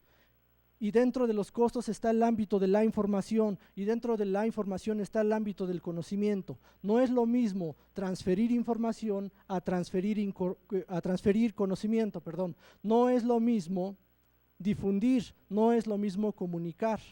Pero curiosamente la tradición de las organizaciones hacia donde se va es hacia la medición de los resultados. Y entonces aquí viene la gran pregunta para ustedes. ¿Qué podemos hacer entonces en estos escenarios? ¿Es realmente muy difícil? Yo les diría que no, que con los conocimientos que ustedes llevan de una licenciatura de psicología social podrían empezar a proponer o al menos insertarse en actividades. De entrada, ver que, por ejemplo, el liderazgo no se empieza a entender solamente como algo conceptual, sino que empezamos a ver dentro de las organizaciones al liderazgo, pero un liderazgo situacional. Empezamos a ver diferentes formas de manifestaciones, qué ocurre con las mujeres, qué ocurre con los hombres, si empezamos a ver los organigramas, empezamos a ver las redes, por qué la gente, podemos captar formas o periodos de normalización si hablamos de influencia social, o por qué la gente es inmune a ciertos mandatos, o bien por qué los individuos dentro de una organización son solamente obedientes o son conformes, o vamos más allá, ¿en dónde está la innovación? En la actualidad las organizaciones tienen un encargo urgente de innovar para competir. Y el día de hoy, ¿saben qué les diría la psicología social? No seas iluso, no seas iluso, porque la innovación no se da por encargo. La innovación es un proceso social, porque tu organización está constituida por individuos. Y hay un espacio intersubjetivo, hay espacios de comunicación a los cuales no puedes acceder. Si nos damos cuenta, vemos diferentes terrenos en donde podemos entrar dentro de organizaciones. Y me voy todavía a lo más básico desde la psicología. ¿Qué pasa con nuestra percepción como psicólogos sociales? ¿Qué podemos ver? Podemos caracterizar instancias o grupos o individuos inclusive en términos económicos, en términos sociales, en términos culturales o socioculturales. Y pido por favor un poco de perdón antes de decir esto. Veamos a las personas, veamos qué tipo de arreglo personal tienen, veamos qué tipo de zapatos tienen, veamos qué tipo de ropa tienen. No vean a sus compañeros, por favor, imagínenselo. Pero veamos, esas son señales que nos empiezan a posicionar. Y algo más importante, veamos el lenguaje que utiliza la gente, de qué nos habla. Vamos más allá, veamos cómo se mueve la gente y veamos a la gente efectiva, no a aquellos que hablan pero no hacen nada, sino también veamos a los que realmente llegan a las metas. Y esa es justamente una de las posibles respuestas a la pregunta: ¿cómo se ven el día de hoy? ¿Cómo se ven en un futuro? Es decir, ¿qué metas han cumplido ustedes para ustedes el día de hoy? ¿Qué metas van a cumplir a corto plazo? ¿Qué metas van a cumplir a largo plazo, si así lo quieren? Y voy más allá porque el tema es de organizaciones. Y aquí hay un ejemplo de teoría de la atribución social que, bueno, en un momento dado, la teoría que queramos, obviamente tenemos que adecuar el escenario para poder hablar de psicología social. Y voy más allá. ¿Qué es lo que ustedes van a hacer en su vida cotidiana, en su familia, en su entorno? ¿Para qué les sirven los conocimientos? ¿Los van a utilizar como un mero compromiso y se acabó? ¿Se van a casar? ¿O bien realmente todavía tienen esa inquietud de que van a ser exitosos hombres de negocios? ¿Saben qué? Sí pueden hacerlo, aunque no me lo crean, sí pueden hacerlo. La psicología social es tan noble que los provee de técnicas que no se imaginan. Pero ojo, acabo de tocar un punto. Veamos nuestra realidad social. Entonces, si empezamos a ver nuestra realidad social, vamos a empezar a tener cierta movilidad. Recordemos que vivimos en un país que no es muy halagüeño en términos de competencia individual o en esto de la iniciativa privada o libre competencia. Tenemos un gran peso que es el de la corrupción. Entonces también hay que tener mucho cuidado con eso. ¿Qué nos resta? Nos resta rescatar dos vertientes. La primera, mi ámbito personal como trabajador dentro de las organizaciones, si realmente me está haciendo placentero como trabajador, si lo disfruto o estoy en un lugar en donde no me queda de otra y tengo que trabajar porque ya tengo 2 hijos, ya tengo una esposa y ya no tengo más opciones para moverme. O bien, realmente lo que estoy haciendo lo disfruto. Aquí la invitación es justamente esa, hacer una reconversión de cómo nos vemos como estudiantes, como personas, cómo nos vemos como psicólogos sociales y qué podemos hacer en un futuro. Es decir, yo estaría discrepando de esa circunstancia de decir que la psicología social solamente está confinada para ciertos ámbitos de desempeño. Al contrario, y afortunadamente el mercado se está abriendo para los psicólogos sociales. Ejemplo de ello es una experiencia que es afín a la del doctor Dorantes, que tiene que ver con la parte de ambiente, puesto que ese es el tema. La primera fue en el ámbito de la seguridad industrial en 1997, en donde me tocó trabajar en Pemex Petroquímica, por cuestiones de seguridad que tenían que ver con el medio ambiente. Es decir, si tenemos una mayor seguridad, podemos propiciar menos impacto al ambiente. Eso fue grato, pero les voy a decir una historia oscura, que es justamente cuando yo menos me di cuenta estaba haciendo un estudio, un sondeo cuantitativo para decirle a Pemex Petroquímica: la población está apta para privatizarse. Petroquímica secundaria, no la básica. Pemex tiene el 51%, es decir, el Estado. El 49% restante es privado desde el 98, eso pocos lo saben. Hay otra experiencia que es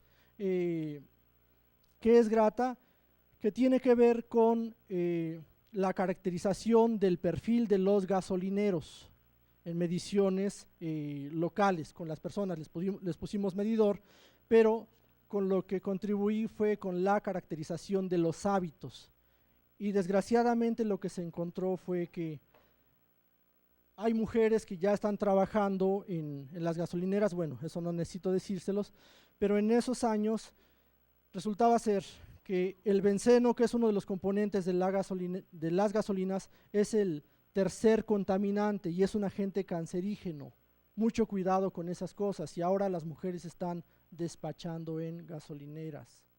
En fin, realmente como psicólogos sociales nosotros no vamos a dar solución, pero sí podemos acompañar, podemos integrarnos a equipos multidisciplinarios, con químicos, con físicos, con economistas, con otras disciplinas, y podemos conservar cierta autonomía de nuestro discurso. Es decir, hay aportaciones que podemos hacer y va a haber una serie de limitantes o de frustraciones con las que nos vamos a encontrar, al menos yo he mantenido una postura un tanto optimista y he tratado de que el esfuerzo que hice en el pasado quedó atrás y que hay nuevos retos por hacer.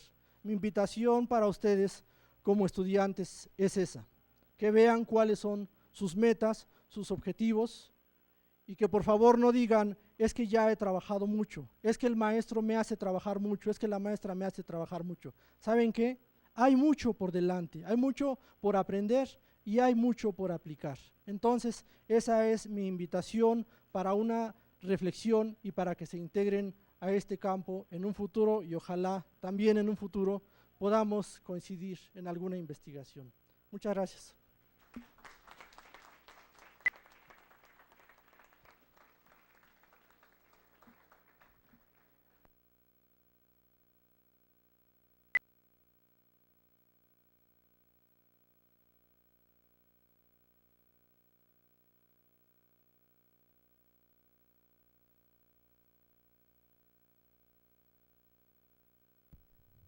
Le agradecemos al doctor Herrera. Recuerden que estamos en videoconferencia, estamos con la universidad en Perú y nos encontramos también en Zacatecas. Nos comentan que San Luis tuvo que ser desconectado, estamos en videoconferencias. Bueno, ahora vamos a pasar a las inquietudes que tenga el público, a preguntas. No sé si lo van a hacer a través del micrófono o con algún, sí, con el micrófono. Entonces, las compañeras que tienen los micrófonos, por favor, le hacen ustedes una seña decente para que pase, perdón por la broma, para que pase con el micrófono para las preguntas. Adelante, por favor, y perdón por la broma.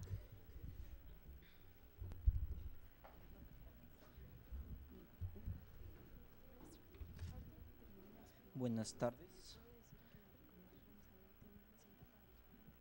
Buenas tardes. Es para el panel en general. Es una pregunta que he dividido en tres. ¿Cómo evitar que la psicología social reproduzca el status quo? En todo caso, ¿cabe o hay razones para hablar de una psicología social apolítica o amoral? Y si esto epistemológicamente es posible.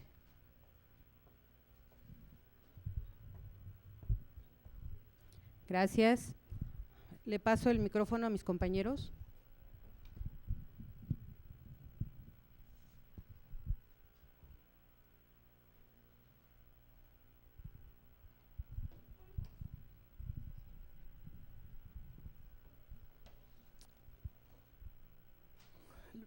Voy a hablar primero de la segunda parte. Realmente es muy difícil tomar una posición neutral para cualquier disciplina. Realmente es muy difícil porque inclusive dentro de la misma historia de las ideas se reconoce que todo tipo de conocimiento tiene una carga de valor.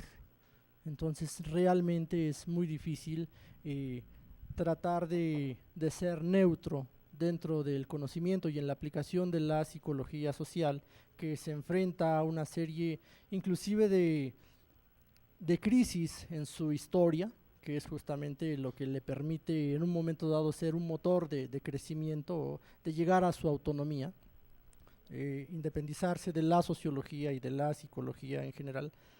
Realmente es muy difícil y lo podemos ver a través de las diferentes corrientes que hay en la historia, en este caso de la psicología social.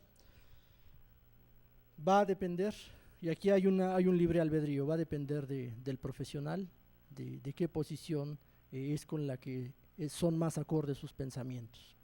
Lo que en mi experiencia recomendaría, simplemente respeto, así de sencillo, porque podemos crecer mediante aportaciones o bien ciertos debates. Así no estamos nulificando o no estamos tratando de controlar o ser medida de todas las cosas. Y la segunda parte que tiene que ver con, decías, la reproducción del status quo, podría ser más específico, de qué cosa, de la población, de cierto sector de la población, del conocimiento. Aunque es de ambiente, me parece que se han centrado en algunos puntos, ¿no?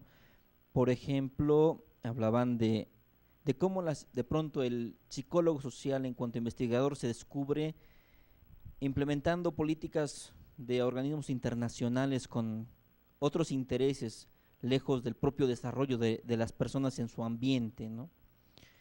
Y a eso me refiero, el status quo como la cuestión política, la cuestión social, que no siempre está en manos de las personas que viven en un cierto ambiente, sino que responde a una construcción más de neoliberalismo salvaje, de este tipo de situaciones. Sí, sí. Voy a tratar de ser lo más específico posible desde mi experiencia. Estoy de acuerdo en lo que estás diciendo, en tu preocupación, en cierta forma, altruista, y de la tristeza de darse cuenta de ciertas situaciones, ciertas circunstancias, de ver trabajadores en almacenes con salario mínimo, de ver trabajadores o de ver estudiantes que alrededor de la Ciudad de México que no tienen acceso a la educación más allá de un nivel técnico y que no lo saben, además de ver jóvenes alrededor de la Ciudad de México que a los 16, 17 años ya presentan una postura para ser madres. Desde ese ámbito obviamente hay una preocupación, pero también hay una limitante. Ahí como profesionales no podemos hacer mucho, no podemos resolver, por eso ese énfasis en la resolución. Del otro lado, en mi experiencia también he tenido oportunidad de estar en algunos medios quizá más cómodos, y voy a ejemplificarlo, ¿por qué no? De ver, por ejemplo, a los que juegan golf, a los grandes empresarios, y al parecer, desde afuera uno cree que son diferentes a los demás. No, realmente no. Realmente, probablemente, la diferencia está más en el poder adquisitivo económico, pero vemos cómo se comportan como si acabaran de jugar fútbol en el llano, y que el lenguaje deja mucho que desear. Entonces, aquí vendría una vertiente quizá de rescate para la población, que es lo que te inquietaría en un momento dado, que es justamente el acceso a la información, el acceso al conocimiento y el tratar de compartir para tratar de integrarse a un escenario, en un escenario más rico en conocimiento, más rico en sabiduría, ¿por qué no?, en donde las personas puedan adquirir un valor y ese valor los lleve a ser buscados o admirados. Es decir, no todo radicaría dentro del espacio económico o el espacio de oportunidades. Las personas pueden seguir desarrollándose y ahí como psicólogos sociales ahí sí podemos incidir. Perdón,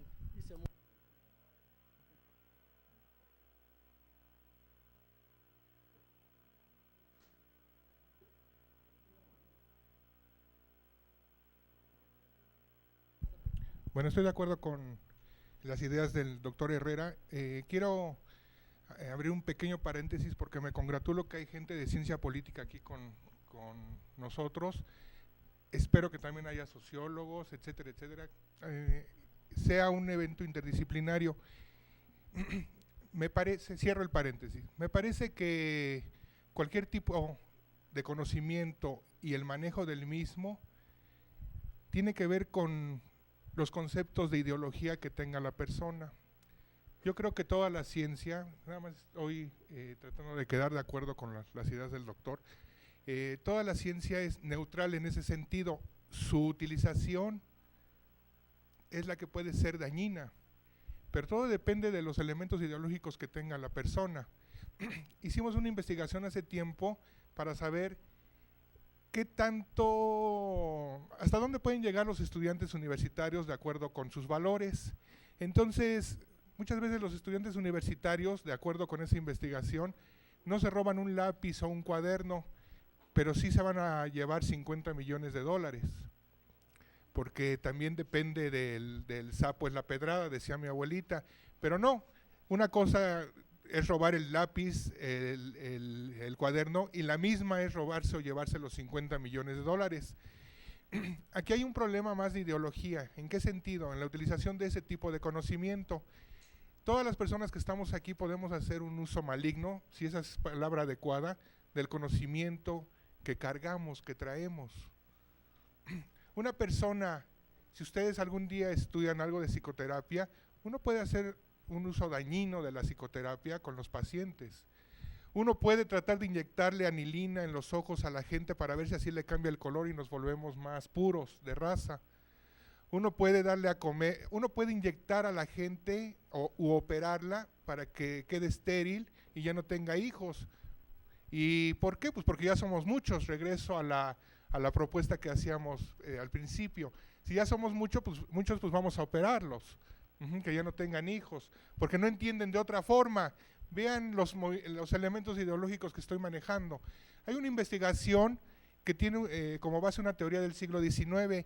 En los países más frescos, en donde el clima es más fresco, hay más frío, la gente piensa más que en los países donde hace calor.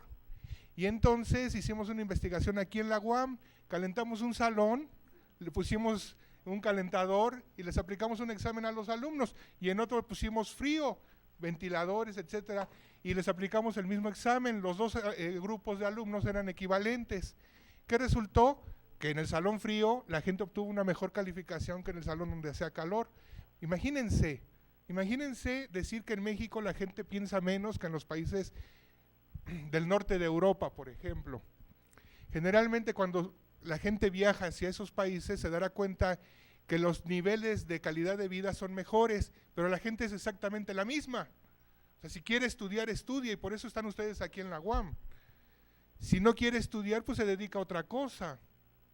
La gente tiene olores, la gente suda igual. Son blancos porque tienen que enfrentar la nieve, por ejemplo, o un sol más de 18 horas al día, etcétera, etcétera. Y nosotros tenemos este color de piel. Vean, todo mi discurso va hacia este manejo ideológico del conocimiento.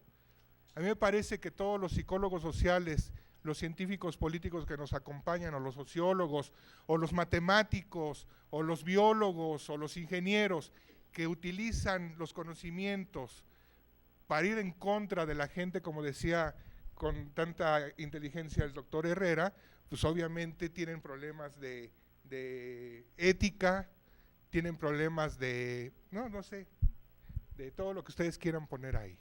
A mí me parece que es la persona quien tiene que manejar todo esto. Un científico tiene ciertos valores, tiene cierto espíritu científico, no solamente para investigar y seguir construyendo el conocimiento o descubriendo cosas, sino también para tratar de que el uso de este conocimiento no sea ideológico.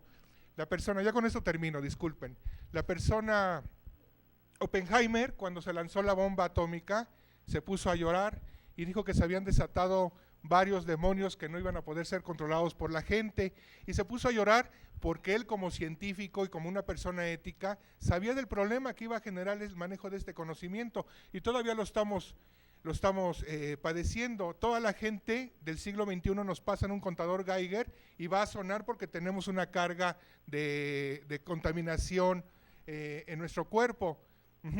Ahora se están peleando porque Corea del Norte está probando su energía de la bomba atómica, pero también lo está haciendo Irán, y los Estados Unidos son los que más tienen el acervo atómico, y también la Unión Soviética, Rusia. Me quedé en el siglo pasado, ¿ven? ¿Se dan cuenta del problema de la ideología? Podemos seguir gritando elementos ideológicos. La ciencia es neutral, la ciencia es ética, la ciencia es moral. No creo que ustedes vayan con la gente y les corten un pedazo de carne para ver cuál es la actitud que tienen hacia esto, ¿no? Tenemos un respeto por las personas, tenemos un respeto por lo que significa ciencia y su método. Gracias. Bueno, sí creo que habrá que tomar en cuenta cuál es el sistema en el que actualmente estamos operando, para no quedarnos en el pasado. Sí ha habido un tránsito de sociedad industrial a economía de mercado importante. Ahora intentamos entrar a la sociedad del conocimiento. En mi tesis de doctorado yo doy cuenta del mito de la instalación de la sociedad del conocimiento en México. A lo mejor en algunas empresas no, o en algunas universidades, pero la investigación la hice en Iztapalapa, en Saberes Cafés en Iztapalapa, y bueno, Lo que me resultó muy interesante es que cómo México en particular, frente a las modernizaciones, siempre ha respondido de diferentes formas. Tiene el etos sociocultural, el etos lleno de valores, de hábitos, responde de diferentes formas, y una es una respuesta barroca. Una puede ser clásica, otra puede ser romántica. Esto lo trabaja Bolívar Echeverría en su libro de Modernidad y Barroco.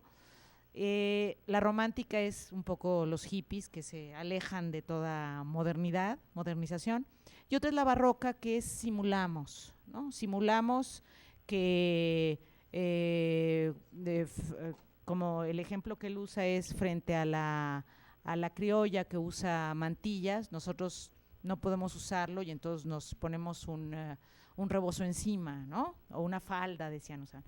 Y acá en los cybercafés lo que yo encontré en esta sociedad del conocimiento, ¿no?, entre comillas, es que había una pésima conexión, que no había ni café ni conexión, que teníamos a veces una copia pirata de Encarta, ¿no?, pero que ya eran pequeños albergues identitarios, ¿no?, solidarios, desde donde el sujeto aprendía con los otros, ¿no? El operario tenía funciones de acompañamiento, y al mismo tiempo que en este espacio, ¿no?, como de dispositivo transicional para los clínicos, a la manera de Winnicott, un dispositivo transicional que hacía amable, ¿no?, esta convocatoria a la globalización, ¿no?, y al mismo tiempo arrojados en la carencia de cualquier organización institucional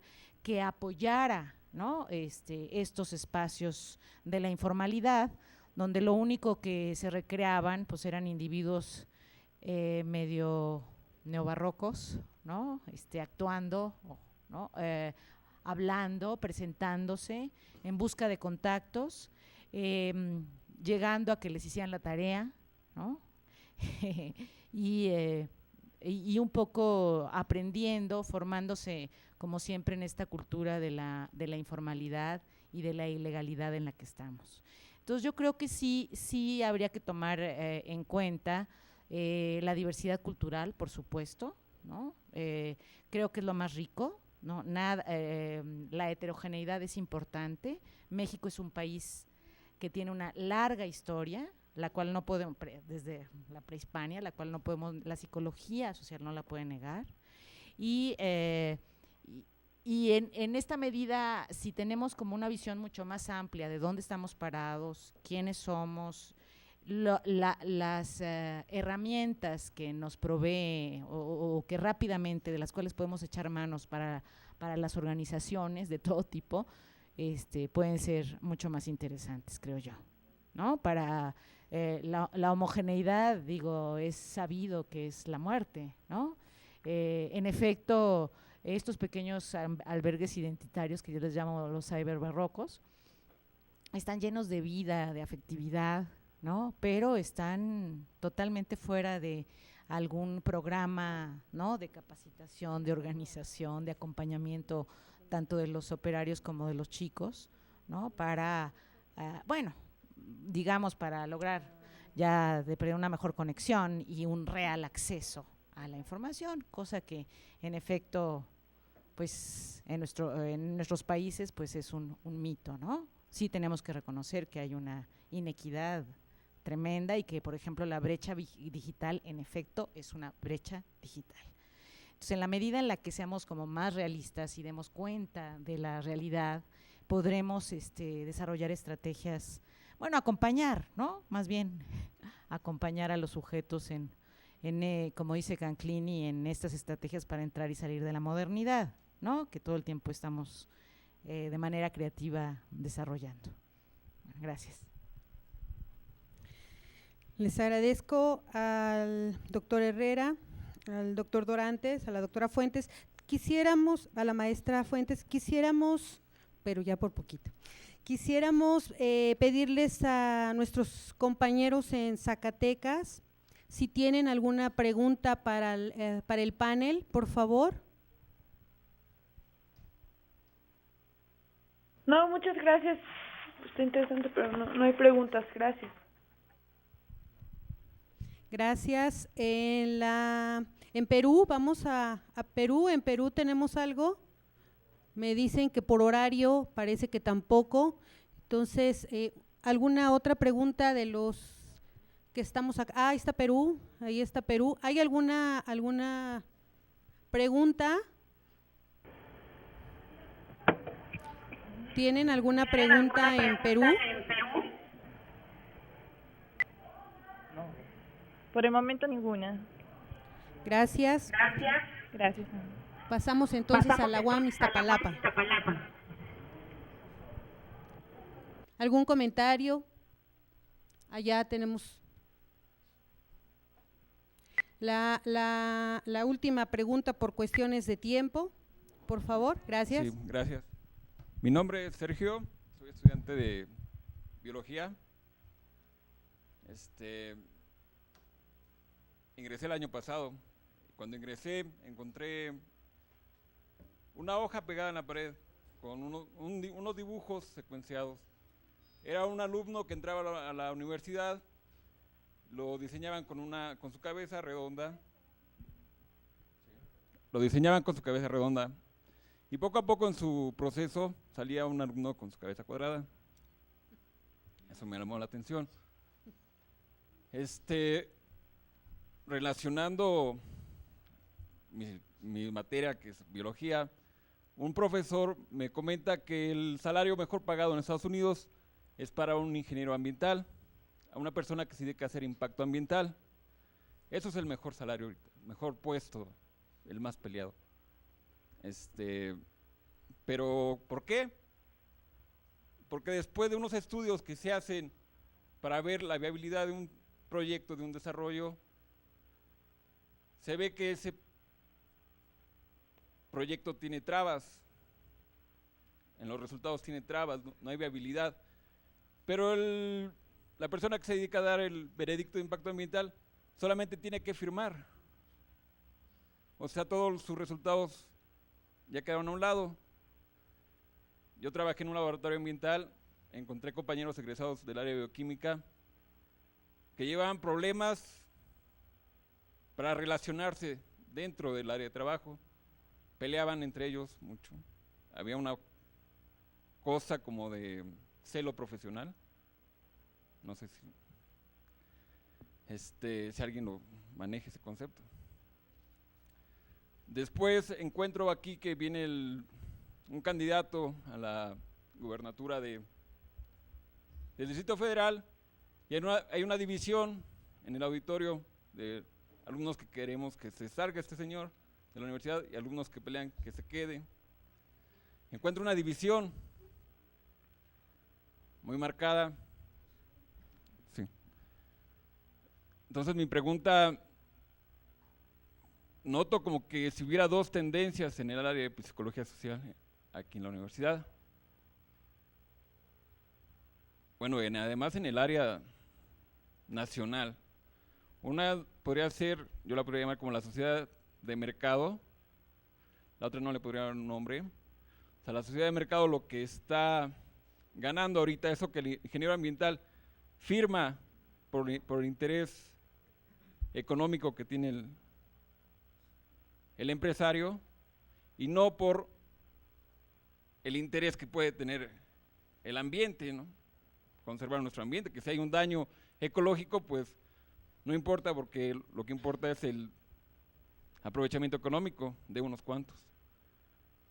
No sé, a lo mejor observo mal, repito, yo soy de área de CBS, Ciencias Biológicas, pero noto que aquí hay una división en la universidad, no sé si psicología social esté dividido en sociedad de mercado o en una sociedad más comunitaria, más preocupada. Gracias. ¿Alguien quiere comentar? Probablemente esto se pueda resolver de una manera sencilla. Este tipo de problemáticas no son exclusivas de la psicología social, son más bien situaciones que en los últimos años, sobre todo en el siglo XX, permanecen, pero más por la posición de los individuos, más que de la realidad global o la realidad social, o si queremos ver colectivos. Aquí entra un ingrediente interesante.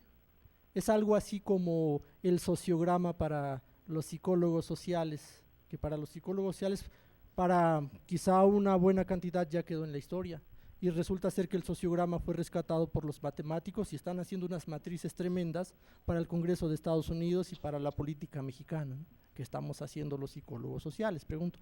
Y a lo que voy es a que generalmente en ciencias sociales nos vamos hacia la parte del altruismo, hacia la parte de este tipo de sentimientos colectivos. Sin embargo, desde la parte económica hay una cuestión que ha permanecido, y por mucho que volteemos la cara hacia otro lado, ahí está, que es esta parte de la elección racional, del egoísmo individual, en términos económicos, de ese cálculo de ganancias, de maximización de ganancias.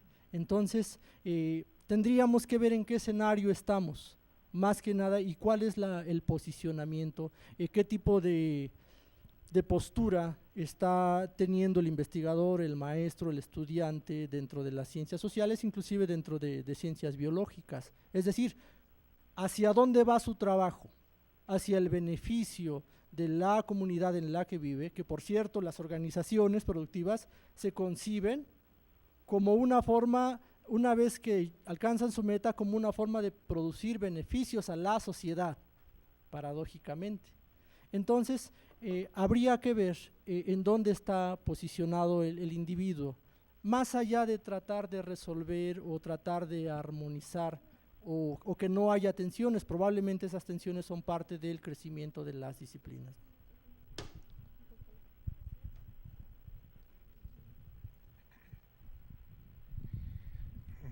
Está aquí una persona que me platicó, es miembro de una organización en búsqueda de vivienda, y me platicó que en cuanto las personas consiguieron la vivienda, no volvieron a acudir a alguna reunión, ya no les interesa nada. Entonces lanzan convocatorias para que se reúnan los vecinos y nadie quiere ir, a nadie le interesa, ya todo el mundo tiene su casa y listo, no hay más que hacer. Son ejemplos que podemos poner con relación a esta situación de bueno, la gente tiene un objetivo personal y no le importa lo demás, ya no le va a importar lo demás.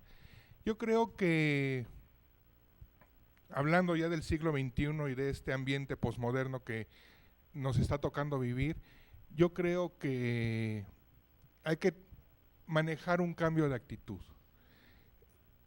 Pareciera ser que la persona es muy egoísta, pareciera ser que no nos interesa más que el ahorita, el rápido.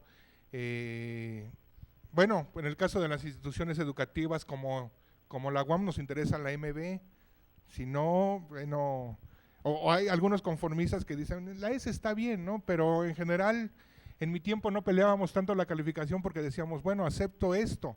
Si creo que hay algún prejuicio en contra mí, etcétera, hablaba con el profesor, pero ahora en términos generales muchos alumnos de la UAM, de la Universidad Iberoamericana, de la Universidad Marista, del Tecnológico de Monterrey, donde he trabajado, pelean la calificación al final diciendo cosas como, va a afectar mi beca, o diciendo cosas como, yo vine a clase y por lo tanto debo tener una calificación aprobatoria, y no se fijan en el trabajo que desarrollaron. ¿A qué voy?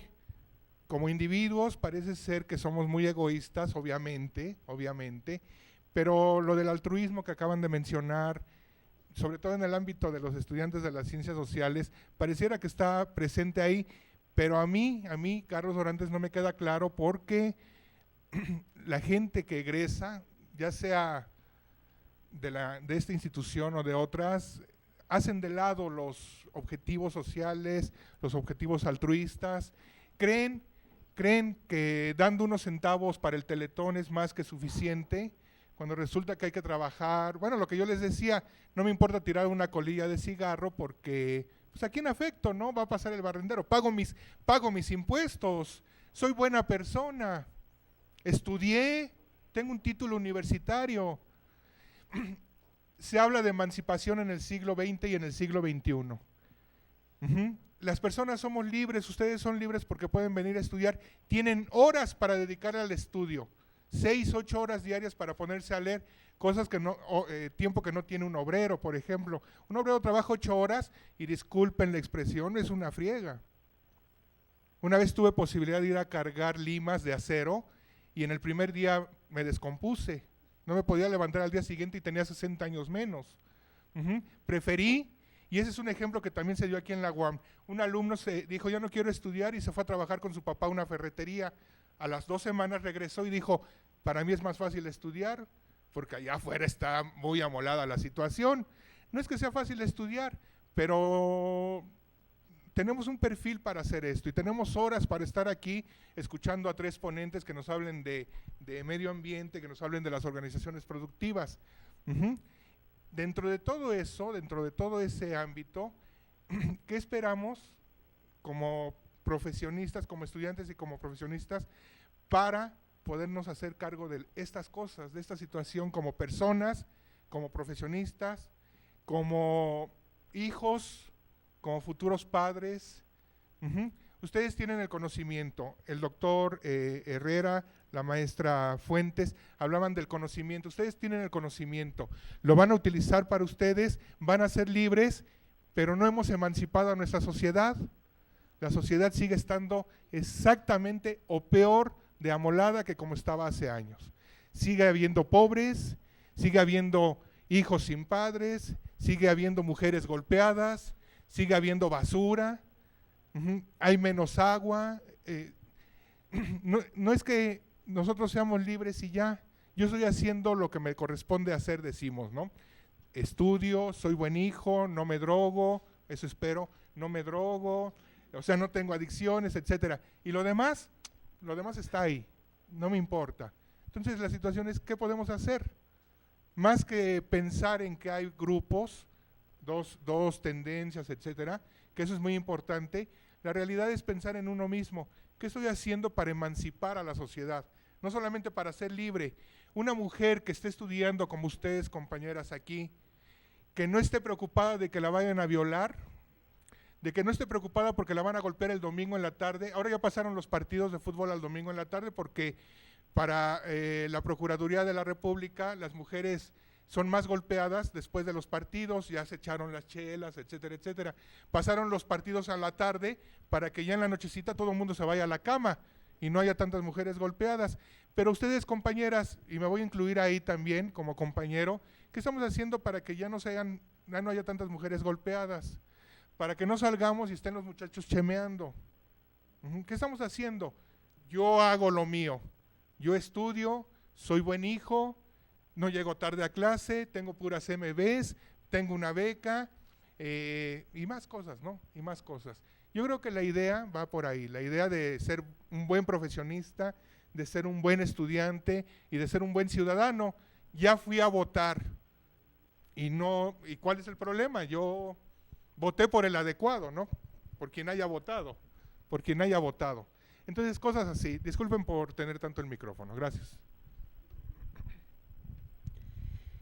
Bueno, pues se nos acabó el tiempo. Este tema es muy apasionante y creo que quedaron muchas cosas que aclarar, pero con gusto saliendo podemos comentarlo con ustedes.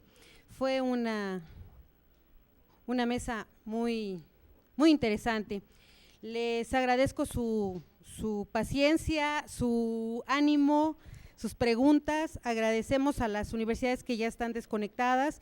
Tenemos un regalo para los ponentes y un aplauso para ustedes y para los ponentes, por favor. Los esperamos el día de mañana. El día de mañana iniciamos actividades desde las 10 de la mañana. Por favor, los esperamos aquí puntuales. Muchas gracias.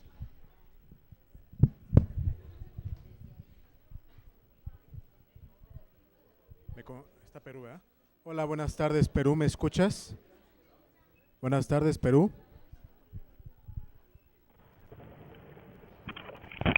Sí, sí lo escuchamos. Universidad Nacional Mayor de San Marcos. ¿No se escucha? Acá, Universidad Nacional Mayor de San Marcos.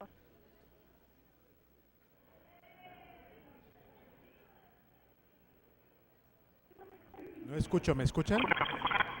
Sí, escuchamos. San Marcos escuchando. Escuchamos. Creo que el sonido está un poco raro, pero si me escuchan, solamente quisiera mandar un saludo. No sé si está la doctora Lupe García. Sí, ahorita, por favor, un momento.